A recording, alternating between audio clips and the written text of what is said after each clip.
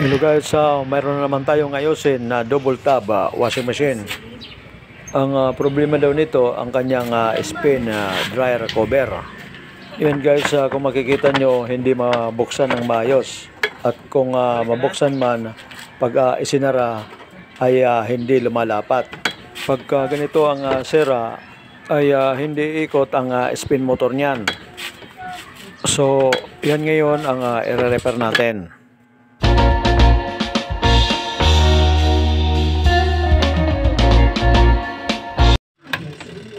Ito guys, tanggal din ang kanyang strap. Pag tanggal yan, ay lalapat ang brake lining dyan sa coupling. Dahil hindi ikot ang spin motor natin. Ngayon guys, titingnan natin kung ano ang problema nitong spin dryer cover.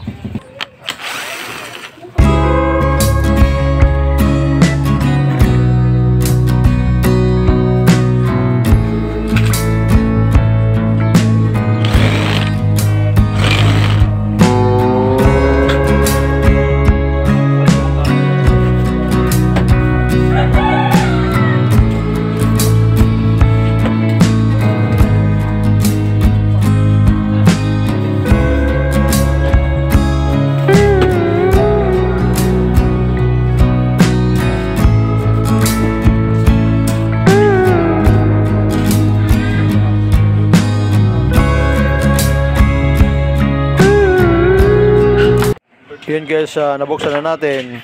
Kung makikita nyo, natanggal yung kanyang hinges rod. Yan guys, ang area na may natanggal. At yan ang isa na parts na tumalsik.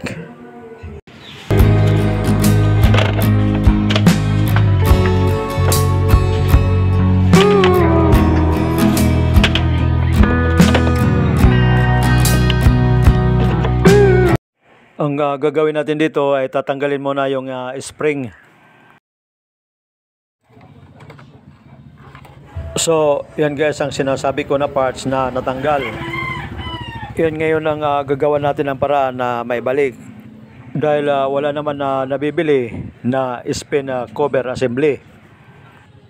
Kung makikita nyo, dapat ganun ang position ng kanyang hinges. Ganon ang forma ng hindi pa natatanggal. Ito naman ang forma na may natanggal. Dito guys, kukuha lang tayo na pinagtabasan ng PVC pipe. Papainitan lang natin ito para dumiretso. Gagamit lang tayo ng heat gun.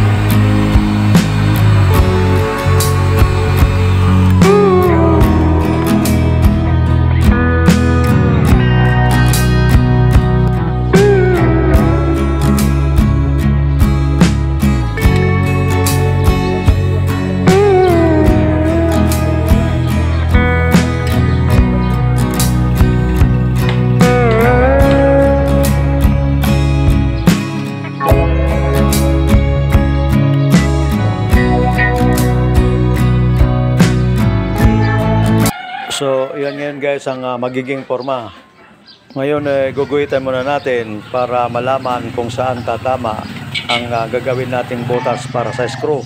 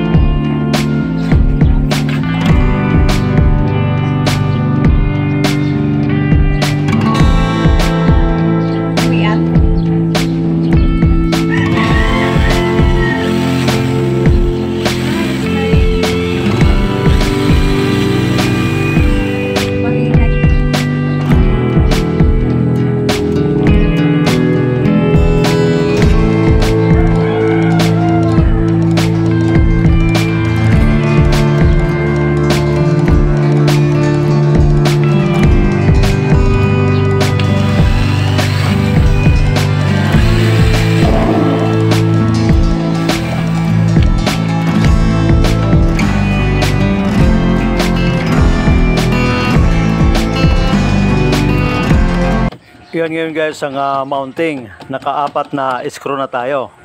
Ngayon, mayroon pa tayong i-screwan dyan na isa. Yan banda, yung portion na yan. Kinakailangan mayroon pa tayong screw dyan na ilalagay.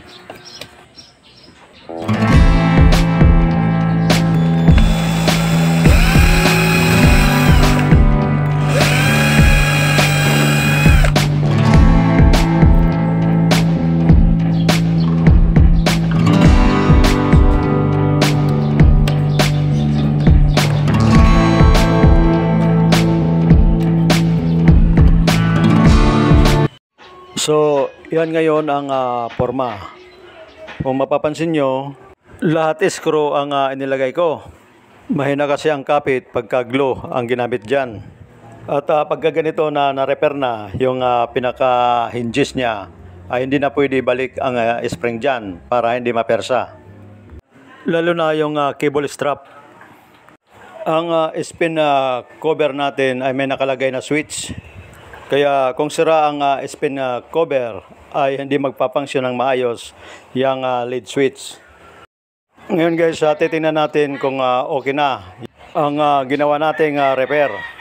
Kung makikita nyo ay lumalapat na ng maayos ang spin cover. Ganito lang ang idea ko sa mga ganitong ori ng problema. Ngayon kung may mas maganda pa kayong idea ay pwede nyo ibahagi or i-share dito.